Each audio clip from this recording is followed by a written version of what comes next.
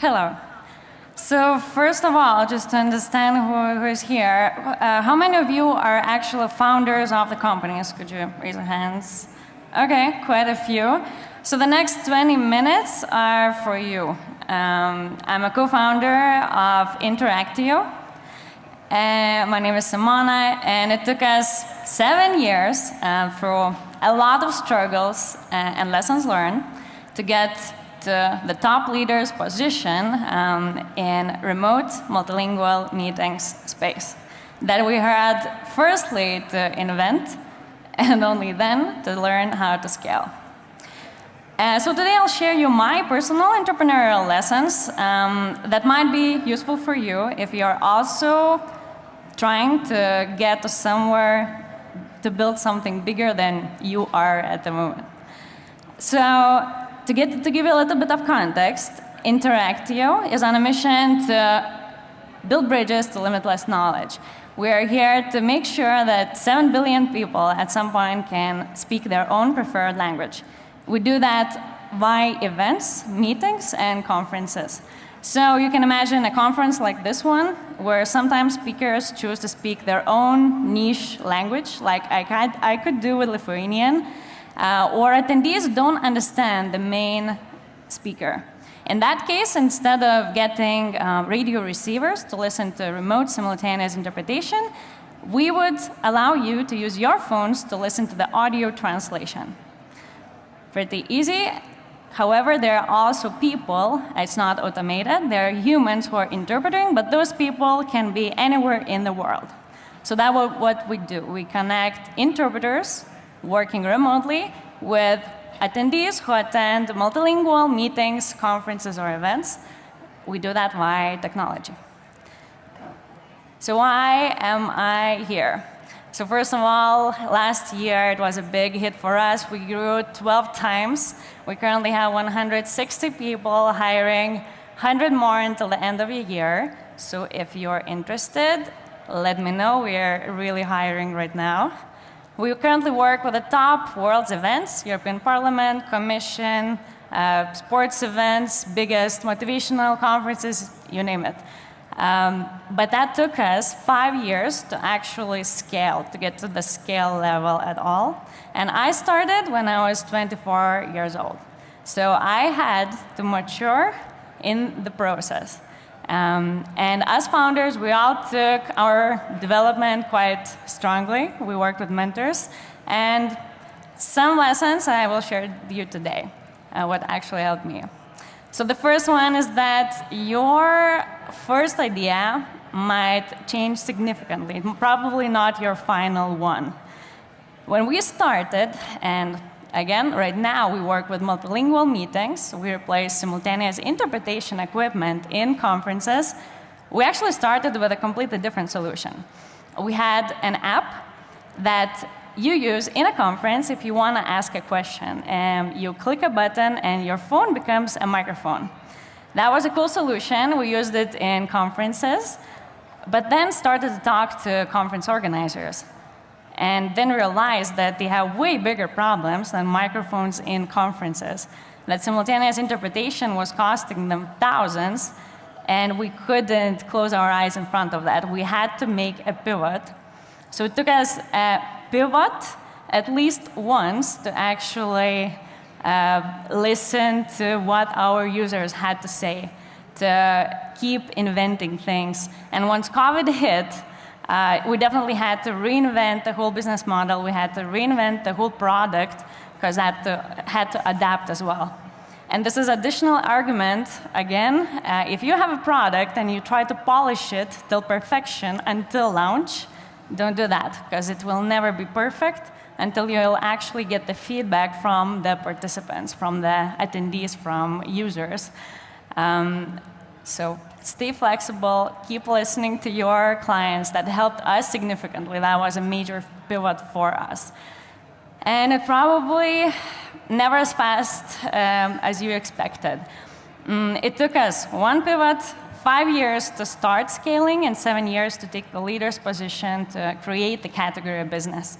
We recently found an email with my other co-founder where he was sending me at the very beginning, first month when we just started, and he said, Simona, it will take a while. It probably will take us 1.5 months to get some funding once we launch the idea. Well, it actually took us 1.5 years of bootstrapping until we got the proper funding round, but we just never looked back. It takes a while, and it takes persistence. That's one of the top lessons from our journey, at least. So be ready. It's quite a journey. And no, you can't do it all. At the beginning for us, we were a 3-man show. I personally was responsible for sales, marketing, support, HR. I used to issue invoices, then go to conferences, physically sitting there on a chair, fixing people's problems, and listening to the feedback. When we started to scale, I was responsible to so many teams doing very different things. And at some point, you have to let it go. You have to let go of the control and trust the people, build the great teams to make it happen. No, you can't do it all, and you don't have to. Your job as an entrepreneur, as I learned, is to build the best teams on time and to make sure that they have the right tools, the right vision, they know the vision, they know where they're going, and you have a strategy to get there. That's it. You need to let things go, and you can make it all. And the next one was that not all decisions are equal. It took me personally a very long time to actually understand this, so I hope you'll get there faster. It's, especially at the beginning, you're choosing software, and it seems like a super important decision. You can take days trying to decide what software to choose. Sometimes you have problems that you feel that you need to solve, and you might take a while to actually do it right, where it might hold you back from the really important decisions you need to make. Because in the long run, some of the things you're working on today as a priority will not matter. In 1 year, it might not matter what software you choose today at all. So make sure to prioritize right and put your energy in the right places. You'll save a lot of time. Not all decisions are made equal. You're also not running a sprint. It's actually a marathon. And speed is so crucial, so important when you run a startup. You all know it for sure. We have still legends about when COVID hit, and imagine conferences shut down, so we had to reinvent our product completely to adapt it to online audiences. We were reacting to market needs, to the crisis immediately. People worked overnights. We did insane things. There are still legends about those 2 months, which were crazy, which is great. But you cannot work reactively all the time. You need to be proactive towards going towards the vision, going towards the mission where you actually want to end up. We definitely had many of those cases. Realized that for the marathon, you actually need to slow down sometimes, to make pauses, which is very hard when you're an entrepreneur, to make sure to make long-term decisions instead of short-run ones.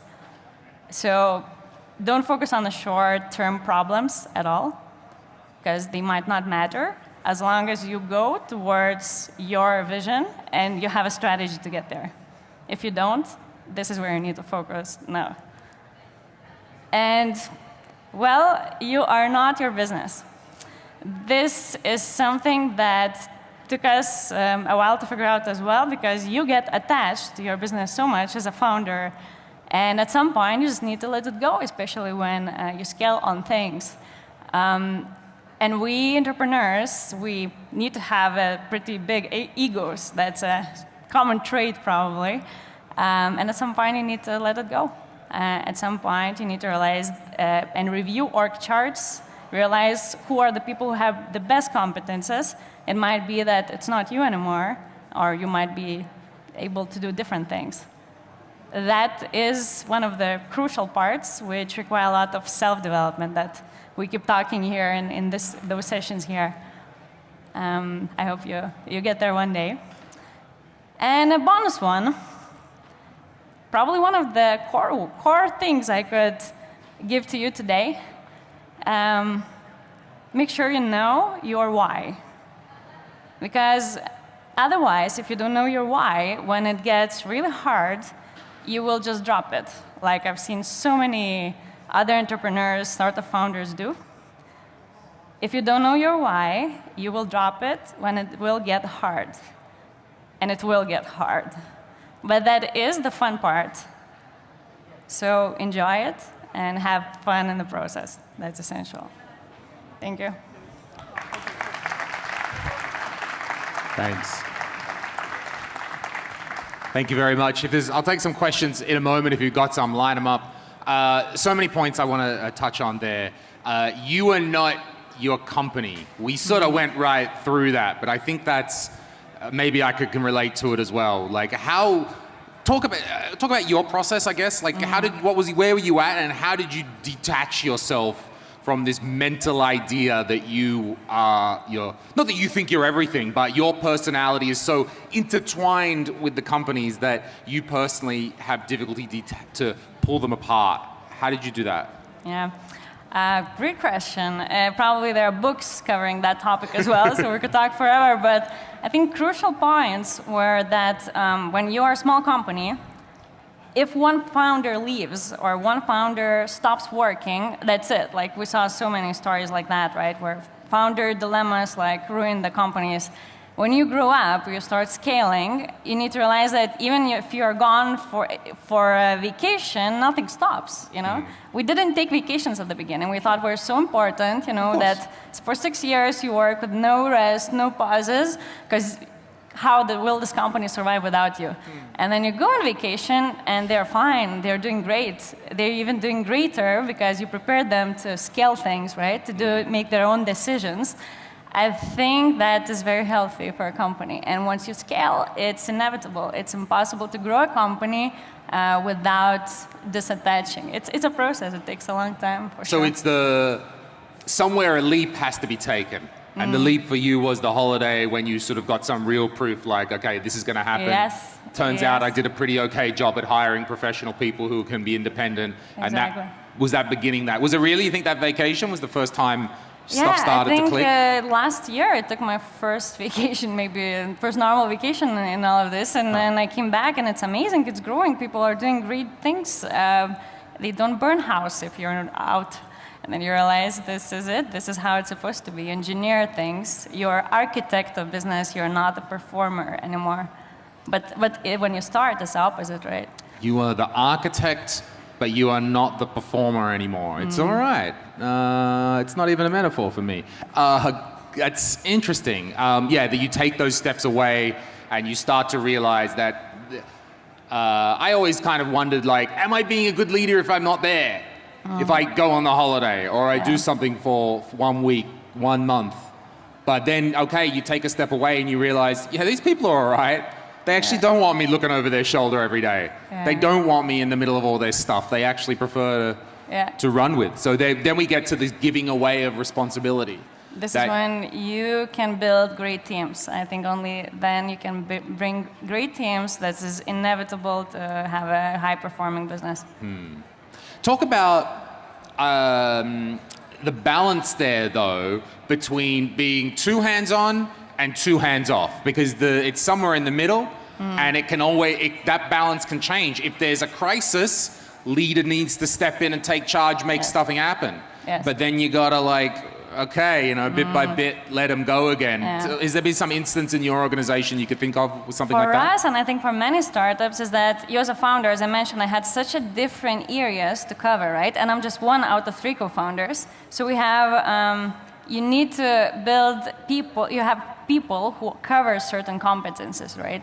So I cannot be the top salesperson anymore or top marketing person at the same time. I need to find the people who can own it and solve those key problems instead. So I think in business you have too many different competencies in different areas that one person shouldn't cover. Okay, certainly. I think I think by hiring those senior people, it can also help you, because a senior person will push back on you with that mutual respect and be like, hey, I'm good. Yeah, I'm so good, you know, and you there's learn, this like, common knowledge that you need to hire better people than you are. So sure. What were your greatest, or what was a big obstacle that you remember you had to overcome, like, or maybe one that surprised you the most, that you never anticipated? Well, okay, let's exclude Corona now. but you know, are there any obstacles that you really made an impact that you think are worthy of sharing? I don't know, maybe that you learned something big through that. throughout 7 years, a lot for sure. I think I shared the key outcomes that pop up into my mind when I look at the many obstacles. So behind every point that I made, there were more obstacles. That's why we came to there, right? But in general, I think, and I couldn't probably list it all, you kind of heard many, I think, in between the lines. But on the top of that, I think what is the key takeaway is that with every obstacle, you either want to quit or you grow and you learn something more, right? So for me, my why was always the self-growth. That was my personal one. So every time obstacle comes, you cannot quit because for you it's just additional opportunity to improve your luggage, right? Of outcomes, lessons learned.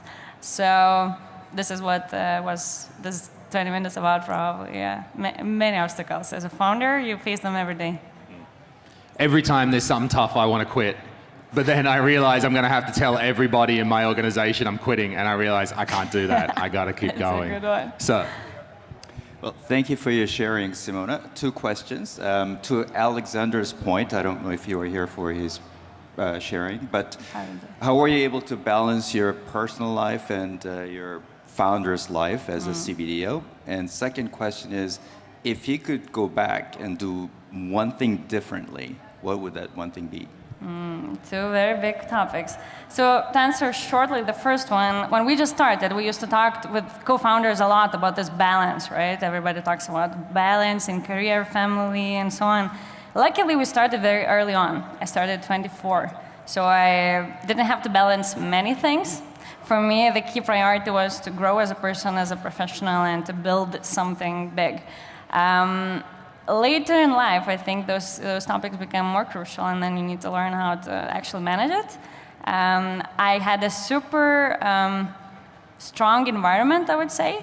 My people would always understand if I miss a birthday or don't come to a certain party because I'm working, and that happened many times. It's impossible not to sacrifice things like this at the beginning. So I'm not a model of balancing things out in the last few years, for sure. I think that comes later in life, absolutely. And the second question was what I do differently.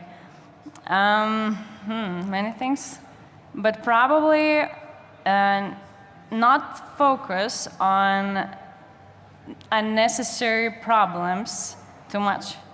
That is my probably biggest takeaway, because it took us a while to get where we are at the moment because we had to create a market that was non-existing.